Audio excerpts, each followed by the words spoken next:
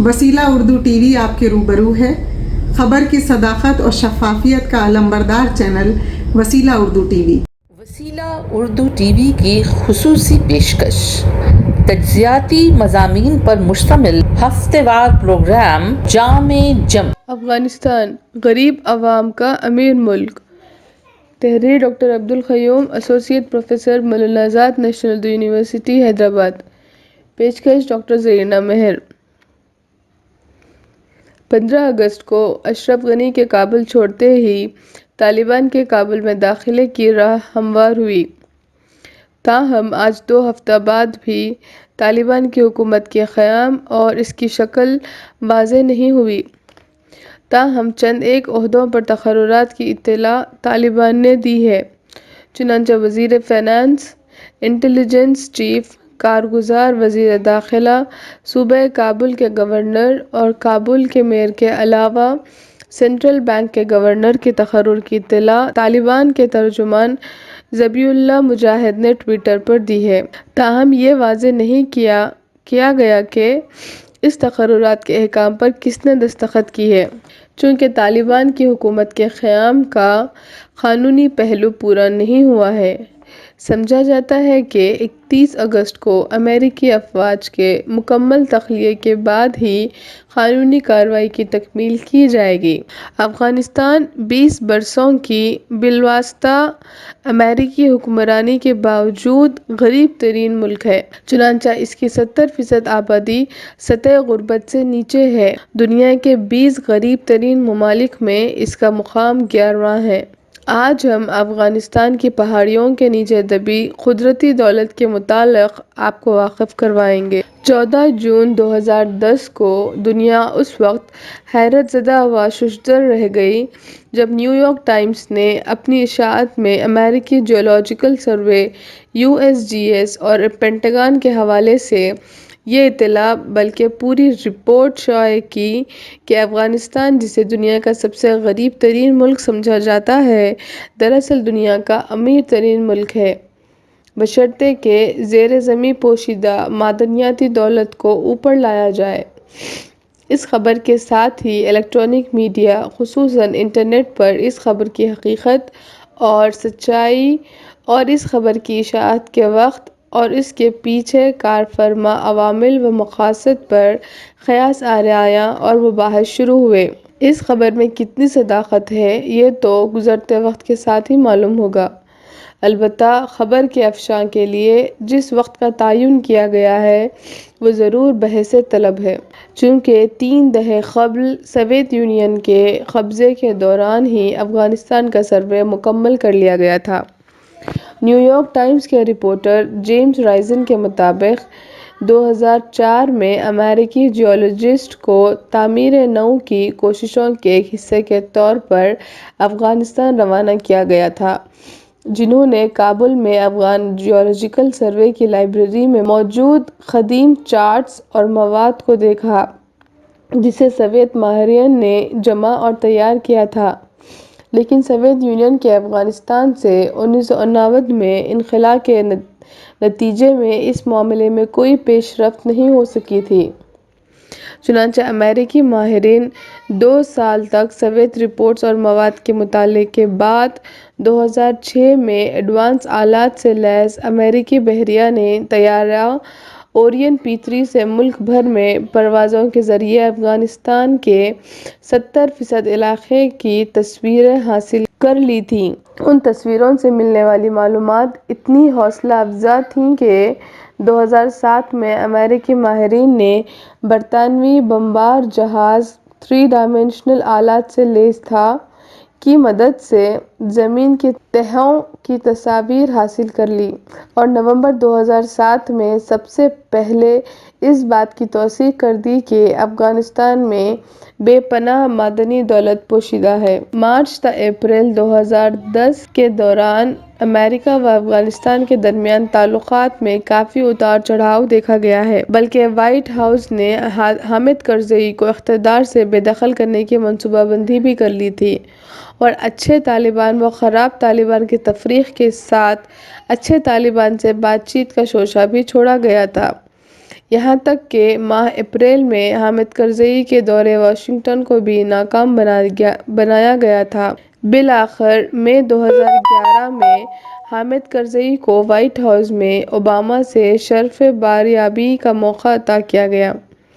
وہاں پر ہوئے راز کے مذاکرات کے بعد کرزئی نے وطن لوٹتے ہی 4 جون 2011 میں 2 بار ملتویہ لویا جرگا کو طلب کرکے نہ صرف امریکہ کے حق میں رائے عامہ کو ہموار کر لیا بلکہ امریکہ سے افغانستان کی اور امداد کو افغانستان کے خود مکتفی ہونے تک جاری رکھنے کی قرارداد بھی منظور کروا لی گئی۔ اور اس کے بعد امریکی روزنامہ نیو یارک ٹائمز کے ذریعے یہ خبر عام کر دی گئی کہ افغانستان میں $1 کھرب مالیت تقریباً 50 کھرب روپے کے معدنی وسائل افغانستان کے طول و عرض میں پوشیدہ ہیں۔ USGS کے سروے کے مطابق افغانستان کے شمال میں 600 تا 700 بلین کیوبک میٹر قدرتی گیس اور 4 دریائی وادیوں میں 25 ملین ٹن تیل موجود ہے۔ روس 1980 سے ہی امو دریا کے بیسن سے قدرتی گیس حاصل کر رہا تھا۔ لوہے کے ذخائر کا تخمینہ 6 بلین ٹن ہے۔ حامد کرزئی نے افغانستان میں پوشیدہ معدنی دولت کو $3 کھرب تک بتایا ہے۔ اس وقت محمد ابراہیم عادل وزیر معدنیات کے الفاظ میں ہم وہ لوگ ہیں جن کے ہاں پیسہ کھانا اور کپڑے نہیں ہیں لیکن ہم سونے کے ڈھیر پر سو رہے ہیں۔ سب سے زیادہ جس دھات پر سب کو حیرت ہے وہ لیتھیم دھات ہے جسے mobile phones, batteries, electric cars, laptops وغیرہ میں استعمال کیا جاتا ہے۔ افغانستان میں لیتھیم کے ذخائر کو دیکھتے ہوئے اسے لیتھیم کا سعودی عرب کہا جا رہا ہے۔ لیتھیم کے ذخائر افغانستان کے علاوہ صرف بولیویا میں پائے جاتے ہیں۔ اس طرح لوہے اور تانبا کے ذخائر کے اعتبار سے افغانستان ان دھاتوں کو سب سے زیادہ پیدا کرنے والا ملک بنے گا۔ لوہے کے ذخائر کی قیمت کا تخمینہ $420.9 بلین اور تانبے کے ذخائر کی قیمت کا تخمینہ $274.0 بلین لگایا گیا ہے۔ 19 اگست 2021 کو جاری رائٹر کی رپورٹ کے مطابق افغانستان میں 30 ملین ٹن تانبا، 2.2 بلین ٹن خام لوہا، 2,700 کلو گرام سونا اور 1.4 ملین ٹن قیمتی زمینی دھاتیں، 16 ٹریلین کیوبک فٹ قدرتی گیس، 500 ملین بیرل قدرتی مائع گیس اور $107 بلین مالیت کا کروڈ آئل کے علاوہ اعلیٰ درجے کے ہیرے کے پتھر بھی دستیاب ہیں۔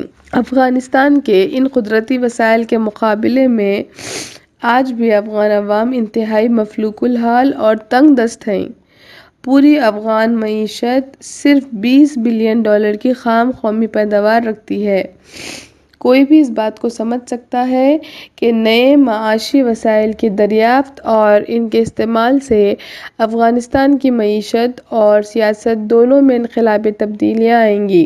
چنانچہ حامد کرزئی کے ترجمان وحید عمر کے مطابق ان وسائل سے افغان عوام کی زندگیوں اور معاشی موقف میں انقلابی تبدیلیاں آئیں گی اور اس سے افغان عوام متحد ہوں گے۔ جبکہ وزیر معدنیات محمد ابراہیم عادل کے مطابق تیل اور قدرتی وسائل کی کھوج کے لیے پیسہ مختص کیا جائے تو 5 تا 10 سال کے عرصے میں افغانستان بہت ہی اچھی حالت میں ہوگا۔ لیکن افغانستان کے سیاسی و جغرافیائی حالات سے واقف حلقوں اور مبصرین کے نزدیک یہ سب شیخ چلی کے خواب کے سوائے کچھ نہیں ہے۔ چونکہ آج کے افغانستان میں زمین کی تہہ سے معدنی دولت کو اوپر لانے کے لیے کوئی بنیادی سہولتیں تو دور کی بات ہے، پانی، سڑک اور ریل تک نہیں ہے۔ حفاظت اور سلامتی کا کوئی انتظام و احساس نہیں ہے۔ اس طرح صرف بنیادی معاشی ڈھانچے کو کھڑا کرنے میں ہی برسوں لگ جائیں گے۔ اس کے علاوہ یہ بھی کہا جا رہا ہے کہ کانکنی اور سرمایہ کاری کے لیے بھی کوئی قوانین نہیں ہیں۔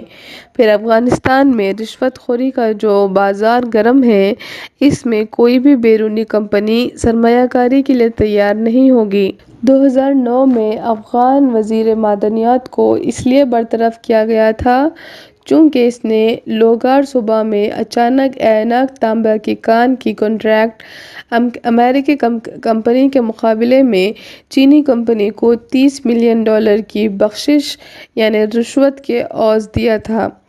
چنانچہ موجودہ عدم استحکام اور رشوت پر قابو پائے بغیر افغانستان میں بڑے پیمانے پر کانکنی ممکن نہیں ہے۔ صورتحال یہ تھی کہ نیٹو افواج کے اپنے علاقوں تک رسدات پہنچانے کے لیے مختلف علاقوں کے سرداروں اور مافیا گروہوں کو بخشش دینی پڑتی تھی۔ اس طرح کی غنڈہ گردی اور رشوت خوری پر طالبان حکومت نے بڑی حد تک روک لگا دی تھی اور افغانستان سے افیم کی کاشت کو ہی ختم کر کے رکھ دیا تھا۔ لیکن اب یہ سب کچھ پھر نمودار ہو کر افغانستان کی حکومت کو بد انتظامی کے ٹولے میں تبدیل کر دیے تھے۔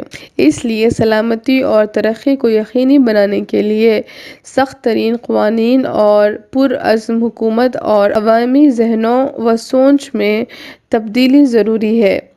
اسی لیے اکثر مبصرین افغانستان میں معدنی وسائل کو عملی دولت میں تبدیل کرنے کے امکانات کو مستقبل میں ناممکن قرار دے رہے ہیں۔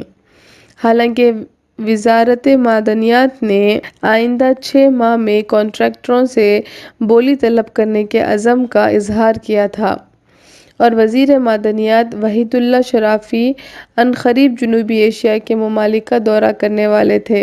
دوسری طرف ماہرین کے مطابق ان معدنی ذخائر کا فائدہ صرف ملٹی نیشنل کمپنیوں کو ہوگا اور افغانستان کا غریب مزید غریب ہوگا اور ماحولیات کو نقصان پہنچے گا، چونکہ غریب غیر تعلیم یافتہ عوام کو اپنی زمینات اور جگہ کے ساتھ ساتھ روایتی قبائلی طرز زندگی سے بھی ہاتھ دھونا پڑے گا۔ پہلے سے مخدوش افغانستان میں عام عوام کے لیے بے گھر ہونے کے مسائل پیدا ہوں گے۔ تاریخی طور پر ایسا ہی ہوتا آیا ہے۔ نئی دریافتوں کے فوائد سے امیر اور ملٹی نیشنل کمپنیوں نے استفادہ کرتے ہوئے اپنے لیے دولت کے انبار کھڑے کر لیے ہیں، جبکہ غریبوں کو اپنے گھروں سے بے گھر ہونا پڑا ہے۔ اسی طرح افغانستان کی معاشی اہمیت میں اضافے کے ساتھ ہی اس پر قبضہ جمانے کے لیے بین الاقوامی کوششوں میں اضافہ ہوگا۔ خصوصاً علاقائی طاقتوں ہندوستان، چین، پاکستان، روس اور امریکہ کے درمیان رسا کشی ہوگی۔ چین کی 2 کمپنیاں یہاں پر پہلے سے کانکنی میں مصروف ہیں اور وہ اپنی بڑی مزدور آبادی کو یہاں منتقل کرنے کے لیے کوشاں ہیں۔ عام خیال یہ بھی ہے کہ ملٹی نیشنل کمپنیاں افغانستان میں کھوج کھدوائی اور پیداوار کی نکاسی کے سارے عمل کے لیے اپنے لیبر فورس کے ساتھ یہاں آئیں گی، جس کے نتیجے میں مقامی غریب افغان آبادی بے روزگار ہی رہے گی۔ اس کے لیے دلیل یہ دی جا رہی ہے کہ افغانستان کے شہری گنوار غیر تعلیم یافتہ اور غیر تربیت یافتہ ہیں۔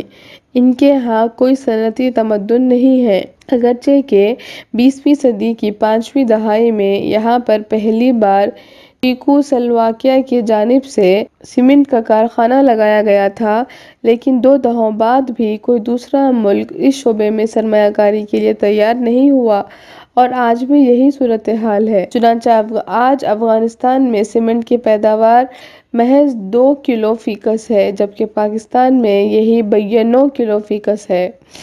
صنعتی تمدن روایتی سماجی نظام کا شیرازہ بکھیر دیتا ہے اور افغانوں کی اکثریت ایسا نہیں چاہے گی۔ افغانستان کے قدرتی وسائل کے ساتھ ایک دوسرا مسئلہ یہ بھی ہے کہ قدرتی وسائل زیادہ تر طالبانی اثر کے علاقوں میں ہیں، چنانچہ وہ مزید شدت سے ان علاقوں اور پورے افغانستان پر قبضہ جمانا چاہیں گے۔ افغانستان کی سب سے طویل سرحد مشرق میں 2000 سے زائد کلومیٹر پاکستان سے لگی ہے اور یہی دولت سے مالا مال لیکن سب سے زیادہ شورش زدہ علاقہ ہے۔ ایک دوسرا مسئلہ جس پر ماہرین توجہ دے رہے ہیں وہ یہ ہے کہ افغانستان کی معدنی دولت پورے ملک میں پھیلی ہوئی ہے۔ ایسی صورت میں سے حاصل کرنے کے لیے افغانستان کی سنگلاخ پہاڑی و پتھریلی زمین کو کھود کر اس دولت کو حاصل کرنا گویا جوئے شیر لانے کے برابر ہوگا۔ چونکہ افغانستان کے 50 سے 75% علاقہ پہاڑیوں پر محیط ہے، چنانچہ پیداواری لاگت حاصل ہونے والی دولت کی قیمت کے مقابلے میں زیادہ ہوگی، اس لیے اس علاقے میں کان کنی بے سود ثابت ہوگی اور اس وجہ سے اب تک اس ملک پر کسی نے توجہ نہیں دی ہے۔ تاریخی طور پر 1747 میں جدید افغانستان کے قیام کے بعد سے ہی افغانستان عالمی طاقتوں کے لیے گریڈ گیم کا مرکز رہا ہے اور یہ کھیل آج بھی جاری ہے۔ چنانچہ امریکہ کی جانب سے 14 جون کو اچانک افغانستان کی معدنی دولت اور وسائل کی اطلاع کے وقت پر بھی سوالات اٹھائے گئے تھے۔ بی بی سی کے بزنس رپورٹر جل میک گیورنگ کے الفاظ میں، ایک ایسے وقت میں جبکہ افغانستان اور اس کی حکومت کے متعلق ناامیدی بڑھ رہی ہے، سونے کے کان کے طور پر اس ملک کو پیش کرنے سے اس ملک میں بین الاقوامی دلچسپی اور جستجو میں اضافہ ہوگا اور یہاں لڑنے کے لیے اس ملک کو ایک قیمتی انعام کے طور پر پیش کیا گیا ہے۔ ناظرین اس بات سے واقف ہیں کہ بتدریج غیر ملکی افواج یہاں سے بھاگی۔ جرمنی کے صدر کو افغانستان میں اپنی افواج کے مسئلے پر ہی استعفیٰ دینا پڑا تھا، چنانچہ امریکہ تنہا اس ملک میں رہ گیا ہے۔ چنانچہ امریکہ نے افغانستان میں اپنے اتحادیوں کے لیے ایک دلچسپ خبر دیتے ہوئے انہیں یہاں سے ملنے والے انعام کا لالچ دیا ہے۔ اس کا مطلب یہی ہوگا کہ افغانستان جو غریب ملک ہے، غریب ہی رہے گا اور اس کی دولت اور معدنی وسائل دوسروں کو امیر بنانے کے لیے ہوں گے۔ اس لیے افغانستان کے متعلق کہنا پڑے گا کہ افغانستان غریب ملک نہیں بلکہ غریب عوام کا امیر ملک ہے۔ وسیلہ اردو ٹی وی کی خصوصی پیشکش، تجزیاتی مضامین پر مشتمل ہفتہ وار پروگرام جام جم